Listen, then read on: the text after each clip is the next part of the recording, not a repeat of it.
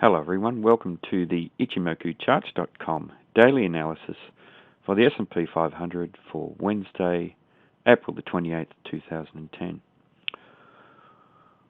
Well, a change of character for this market today, and the bears have certainly lost the power that they had on the previous day. The previous day the bears were strongly in control and showed very strong commitment. All of that has evaporated.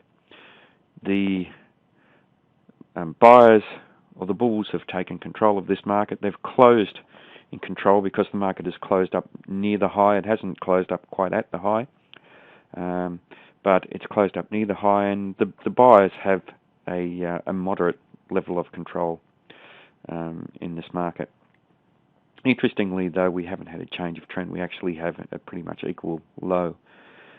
So that could be significant for this market. The trend in the first time frame remains down, and that was a candle with a lower high and a lower low, which was established on the previous trading day, this big red-bodied candle. And today we failed to continue that trend to the downside. We made pretty much an equal low, a slightly higher low, and a lower high. So we haven't continued that trend. By the same token, though, the bulls weren't strong enough to actually change the trend to the upside, and really would take a lot of power for the bulls to take out the previous high. So that has not actually changed the trend at the moment, so the trend remains down. But interestingly, the market has really found this 1179 area of support very, very strong. And even though we had a very, very bearish day on the previous day, we have this very marked change in the short-term dynamics and potential for a change of trend to the upside. So that is a very strong area of support, and we can see here that it was previously resistance and held a support on these occasions, and now we've got upside price rejection coming in as the market tried to trade down to there. Excuse me.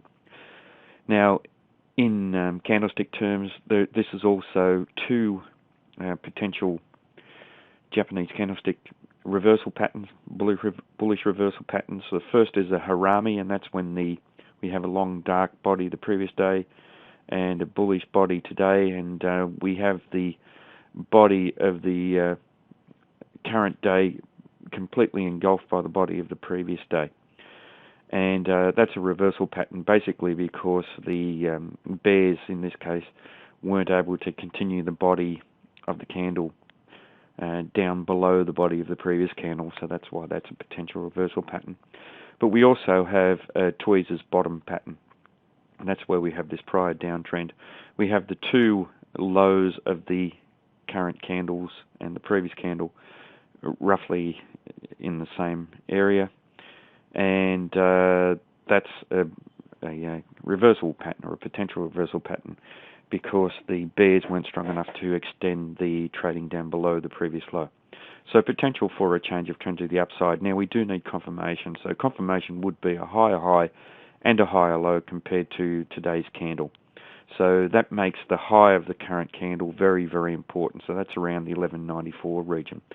Now if we do have the market trade up and form a new uptrend, then obviously this 1200 region, the round number, will offer potential resistance on the way up, and that actually does coincide with where the Tenkan-sen is, and that will offer resistance as well, so we do need to be aware of that level. Back to the support down below, though, this 1179 remains important for this market if the trend does continue to the downside. Also, we have very important levels on the way down past there, 1169, 1163, and down to the cloud and the Kumo. We know that the cloud can act as an area of support as well. So there is a very large potential area for support there. To the upside, though, if we break out up above that 1220 region again, then there is a good chance that the market will trade up to the next significant area of resistance around 1265. But that could be some time off. The market will need to do a bit of work to trade up to around this 1220 region, and we have that strong area of resistance at 1200 before the market trades there. Now the market is trading up above the cloud or the Kumo, so we do have the market with an overall positive bias in the big picture terms. It's now trading just above the Kijun-sen, and only just above there, so it's bullish in the medium-term time frame, having closed just below there the previous day. But also now closing with the close still down below the Tenkan-sen, the market is negative in the short-term time frame, so the market will need to close up above the Tenkan-sen for any serious attempt on the 1220 region. So a few mixed signals, but big picture, medium-term picture are positive. Short-term is still a bit negative, but we are recovering and the market is attempting to trade back up to the swing high.